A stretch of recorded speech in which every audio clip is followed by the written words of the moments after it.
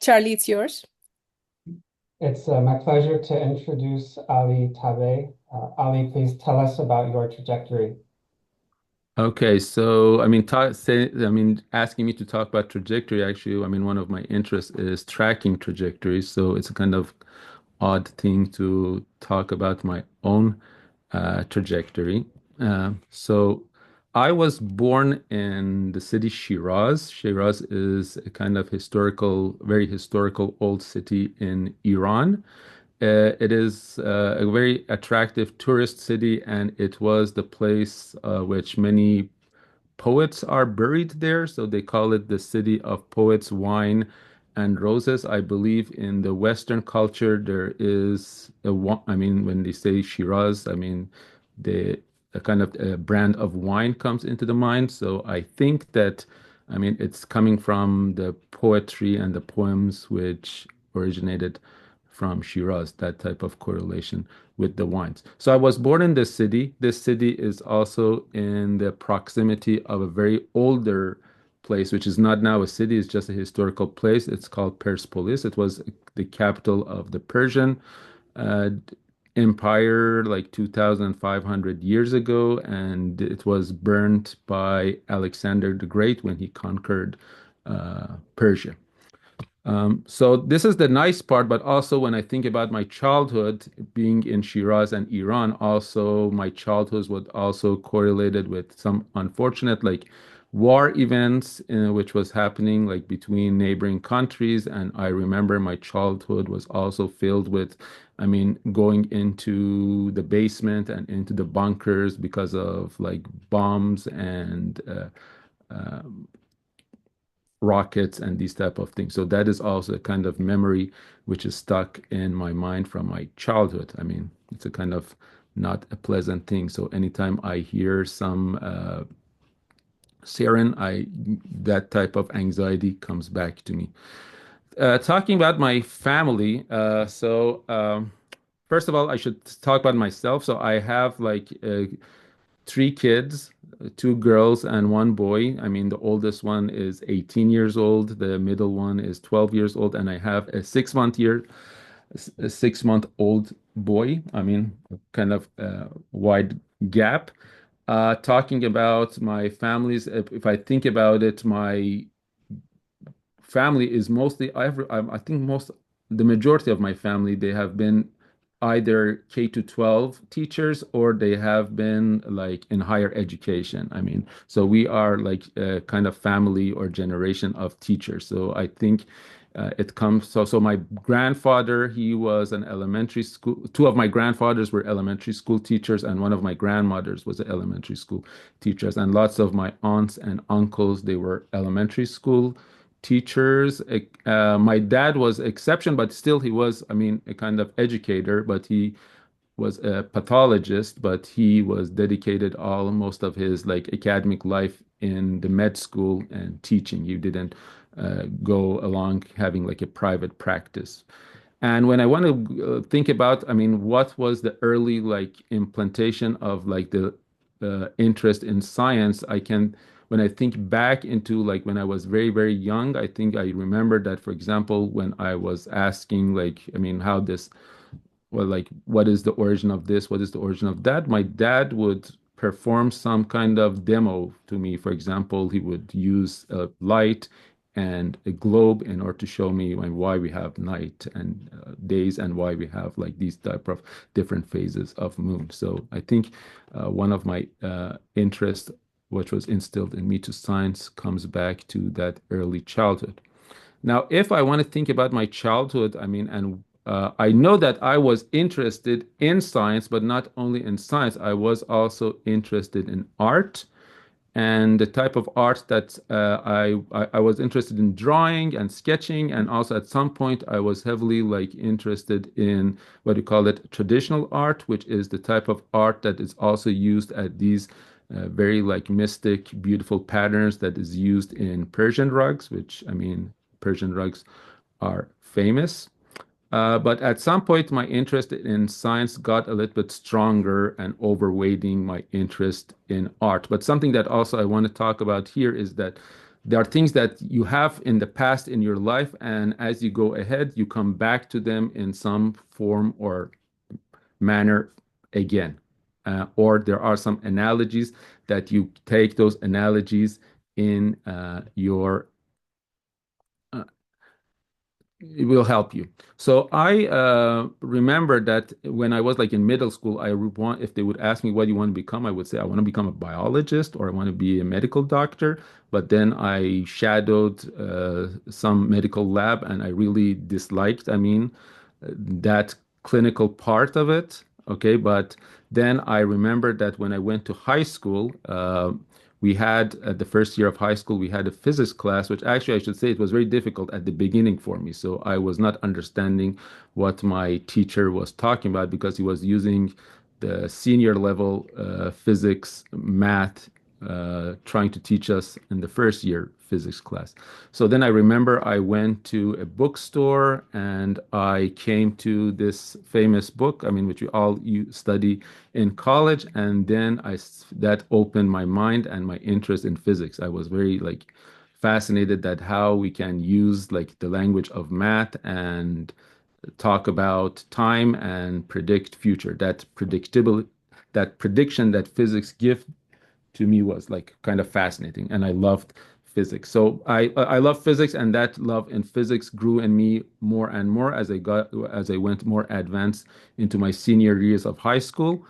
And although at that time it was not that much like kind of trend to pick physics, and I remember when I picked physics as my undergrad, I went to Tehran. So also that was a kind of big move. I moved from Shiraz to Tehran, which was the capital. I went to Sharif University, and I remember at that time, everyone, when you say that, what do you want to, are you going to become a teacher? And I would say, no, no, I want to become a professor or something like that. That's what I would say when I was at that age. But also, these days there's nothing wrong with being a teacher because right now I am at University of Northern Iowa, which is originally a teaching-based university, and we are heavily like involved with science education and also dealing with undergraduate students. Anyway, so when I was like picking physics, my interest initially was, oh, I want to become a cosmologist, and I was fascinated by the universe.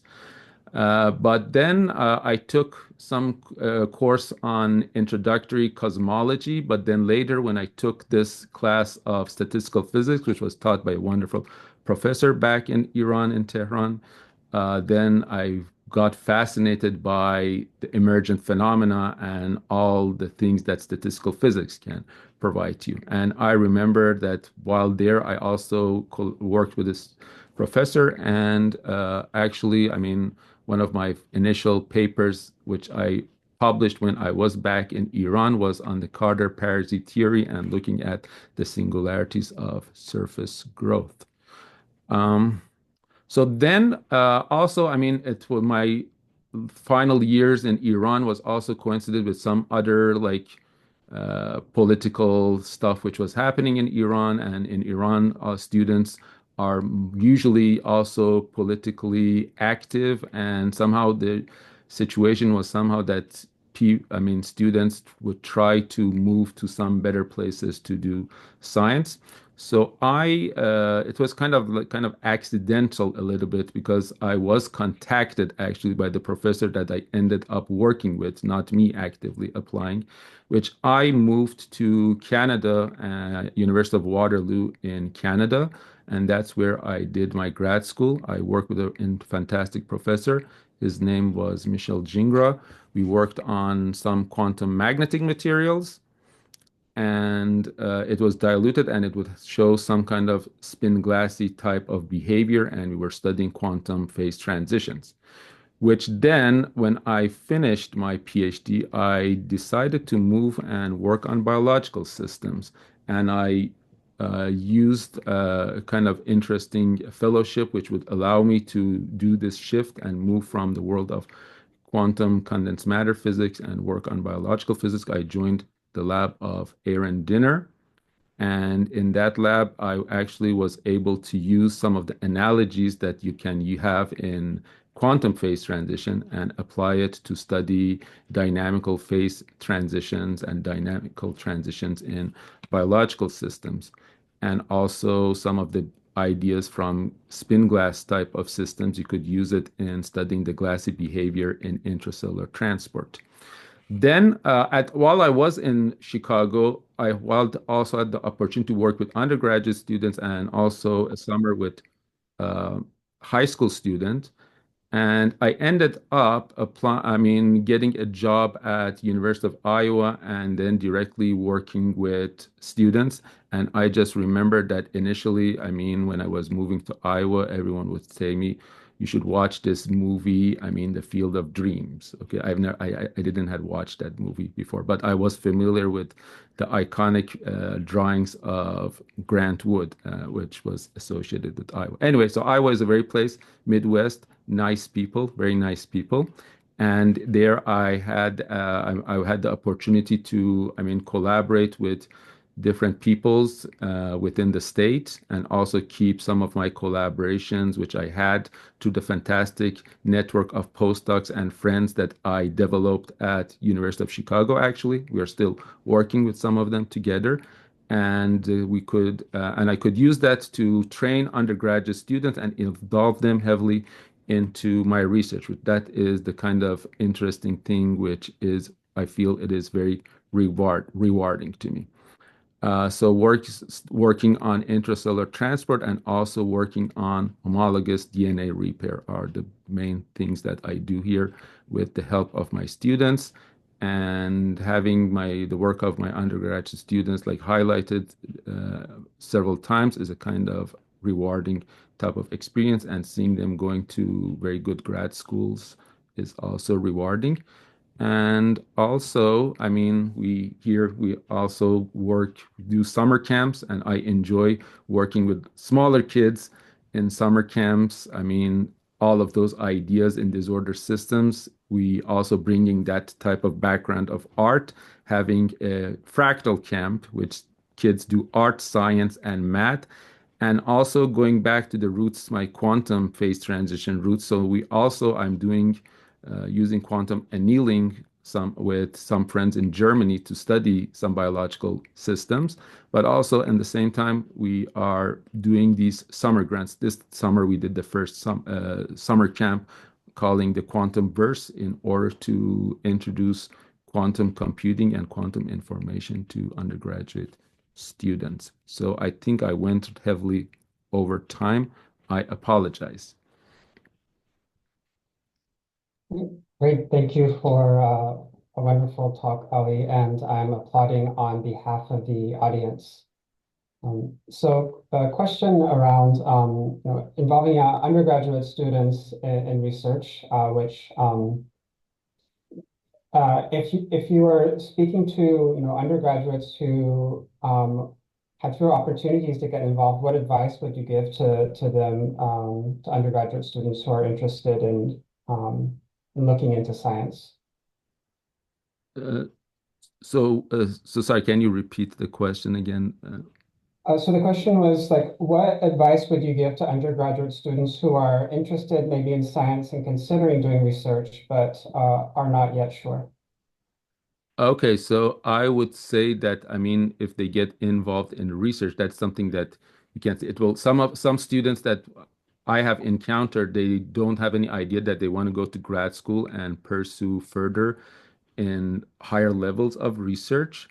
So when they get involved in the research part of their like undergraduate experience, they will get a kind of they will flavor that enjoy of problem solving and a little bit that piece of independence that they feel. And usually I have not seen them not going to grad school and not going to like higher levels and getting more involved into science. They will love it. Great, thank you. And we have one more question. Could you please share how your interest in art was reflected in the science that you did later on? So that's a kind of I think I didn't talk about it, but working with nonlinear systems further and statistical models. and the stochasticity which exists and the type of, I mean, also, I mean, dealing with lots of fractal patterns and nonlinear interactions, they usually lead to a kind of natural form of beautiful patterns. And I have found a kind of correlation, okay, between nonlinear systems and systems which are beautiful artistically in our view or in our vision. And that's the place that I make that connection and I feel it is connected. Great. Thank you. Thank you again. And I'm passing it back to Sri.